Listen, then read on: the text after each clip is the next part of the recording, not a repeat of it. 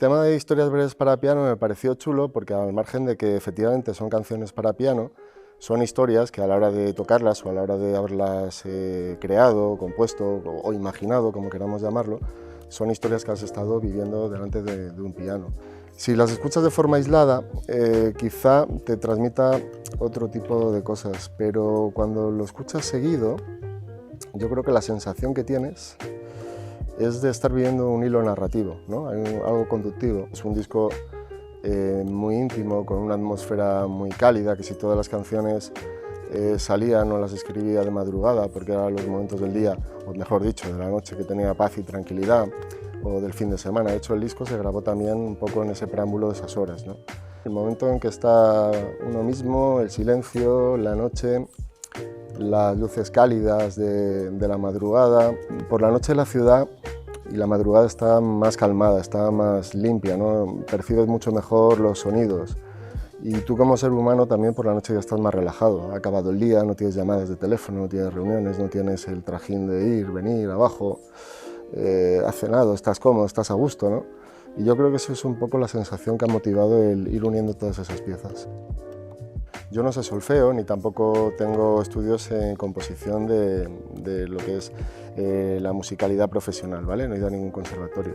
Entonces sí que es verdad que, siendo honesto, llega un momento en que por mucho que seas pragmático a la hora de intentar componer algo o ser creativo, llega un momento en que te estancas porque no tienes esa profesionalidad de quien sí que ha tenido esa posibilidad de estudiarlo, ¿no? Pero claro, no tengo una formación musical académica para decir, hey, soy músico, ¿no? Entonces realmente sí que he sido multiinstrumentista durante toda esta época, ¿no? Durante todos estos años.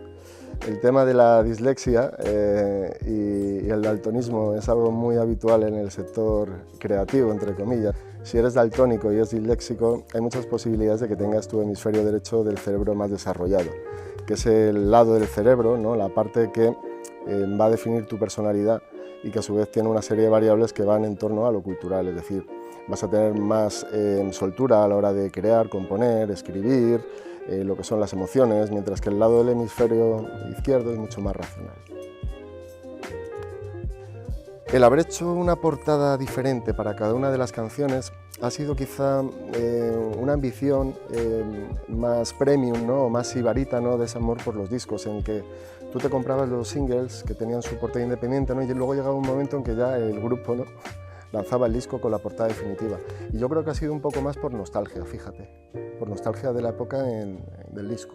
Desde que tengo cierto uso de razón, ¿no? Desde los 12, 13 años, una de mis fascinaciones mayores es ir a comprar discos nuevos, de segunda mano, casetes. Daba igual un poco, ¿no? Aprender un poco el evangelio del rock and roll, ¿no? De dónde ramifica lo que me gustaba en esa época, ¿no?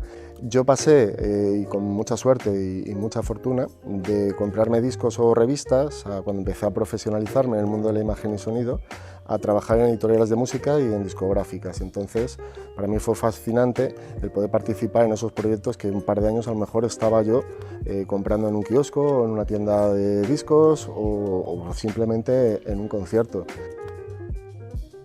Mi labor profesional, que he estado muy vinculado al rock and roll, lo que tendría que haber hecho es sacar un disco de rock and roll.